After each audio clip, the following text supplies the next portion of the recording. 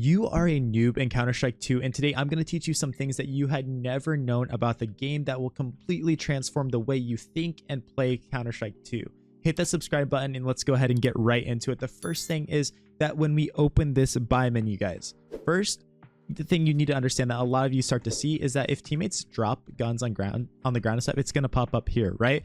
But what we're also not understanding is that if you look on the top right up there, it's going to say next round minimum. This is going to be how much money you will go into the next round, and it's going to constantly change based on what we are buying. So why is this important? It's going to be our guide to understanding how much money we need to save or buy going into next round. If our team is saving and all we can afford is a Tech 9 to get an AK and armor next round, well, now we know, because it's like, okay, we're going to get that much. You can also open up the scoreboard and hover over loss bonus here and see how much each team is going to get if they lose the next round. Because every round you lose in a row, or collectively as you lose in CS, you start to add up that loss bonus and you kind of get rewarded for losing a lot, honestly. But it's very interesting to know that, right? So really good stuff. Also, guys, if you want to know how to drop guns, all you're gonna do is hold down, for me it's control, right? I'm gonna hold down control and it's gonna allow me to drop guns when I left click on each gun. So that's the easiest way to actually drop weapons to your teammate inside of CS2. Now, before we get into the next tips, I do have to give you a message from the sponsor of today's video. Thank you to the sponsor of today's video, Skins Monkey. They are one of the greatest and easiest to use CS2 trading sites out there. You can swap out the skins you do not like for brand new ones that are so much more fresh.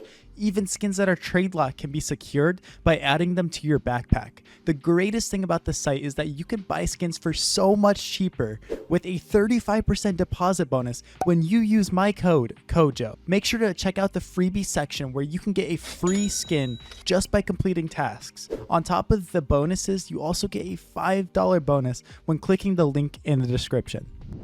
Alright guys, the next thing that you did not know that you could do in CS2 as a noob is actually blowing open smokes in a way that doesn't make any noise. What we're going to do is hold down our right click button on the mouse. I'm going to crouch and then briefly hold down left click. This is so cool because it's just going to pop the smoke open. And the mechanic that you guys didn't know about is the fact that we can actually change the amount of distance that our grenade is going based on how much we're interchanging these middle clicking buttons, right? When we're clicking both of them. So I'm holding left click right now, it's going to be the opposite. And I'm going to hold my right click button. It's going to make the smoke go a lot shorter than a normal left click. You can throw grenades infinite ways in this game. It allows you to do some really cool stuff like, flashing behind yourself like this. Boom. We're tossing a flash like that. Same thing here. We could do the same sort of thing.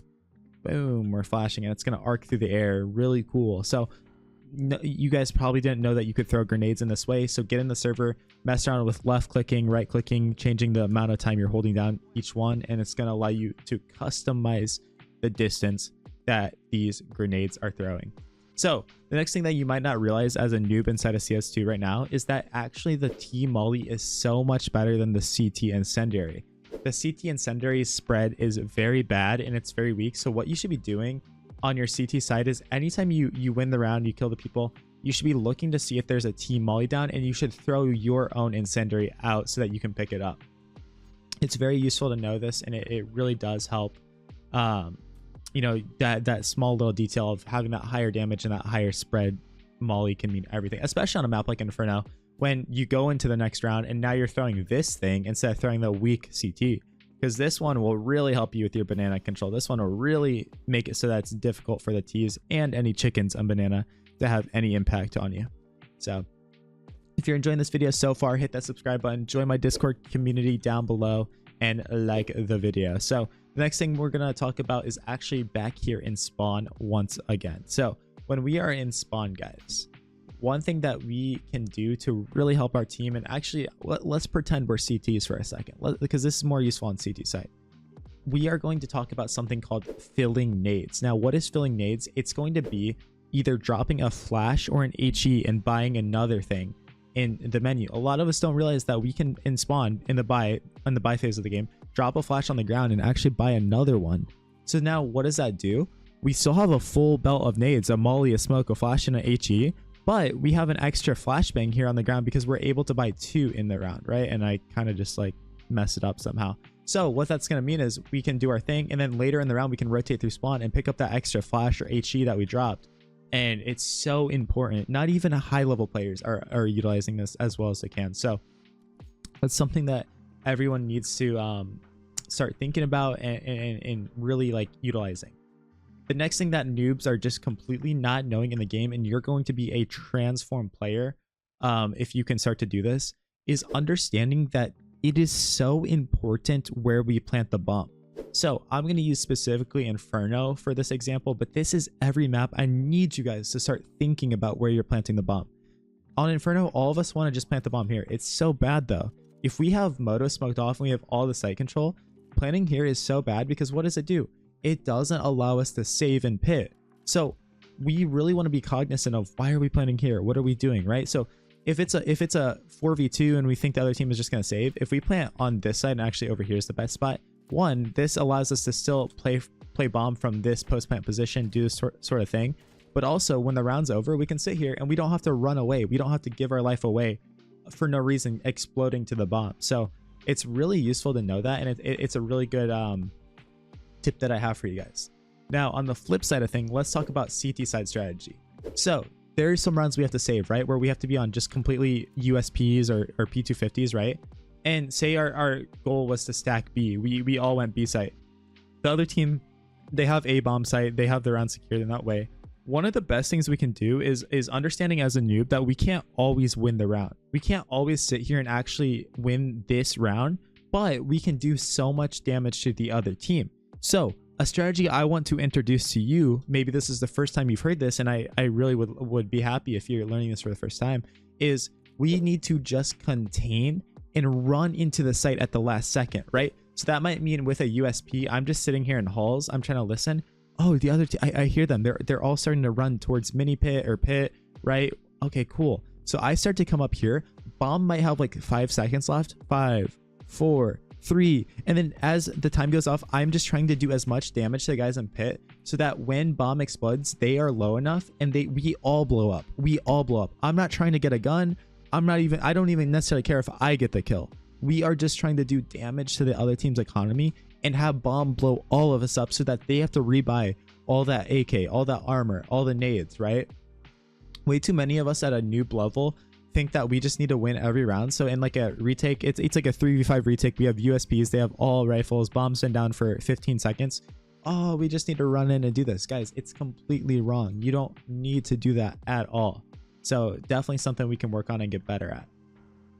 Now, another thing you probably did not know as a noob inside of this game is the fact that you can actually drop silently in this game. And it's not some weird glitch. It's nothing like that. The concept is we are going to be crouching, right? So I'm crouched on this barrel, and when I fall, I'm going to let go of crouch. Boom. That's all it is. I'm letting go of crouch. And so this isn't just an Inferno tip. This is like on any map you play. If you are at a box that is like almost standing height, almost, it's up there, you can do this and absolutely mitigate any sort of noise that you are going to be making. So this might be a little too high. Oh no, we actually found that. Hang on. Yeah, so this is a good example. Boom, we would make noise. If we don't do anything, boom, we make noise. But if we're crouching, I'm holding crouch button and we uncrouch, we don't make any noise. Now, the last concept I want to give you before I end this video is the fact that noobs are not playing next level CS. We need to start thinking in the brain and outplay our opponents. One of my favorite tricks that I do, and I might talk about this in another video because it's so cool, is I will make noise on one side and then go somewhere else. So I might be in a 1v2 clutch, and this happens quite a bit. I plant the bomb here. I purposely make noise and pool and do my thing here. Or maybe I'll throw a nade from this side, right? I'll plant the bomb and throw a nade on this side.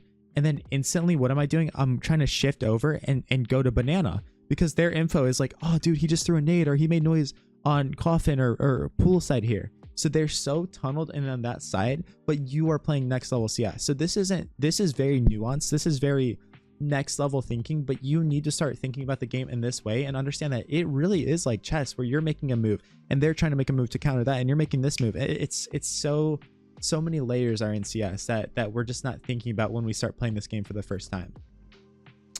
I want to thank all of you guys for watching this video. You guys are legends. Go ahead and join my Discord community down below. Stay tuned for some streams over on twitch.tv/KojimoCS. I'm going to be playing lots of good games, trying to get back into FPL, so I'd love to have you back for that part of my own personal journey. Appreciate all of you. All of you guys take care. Peace out. Peace out.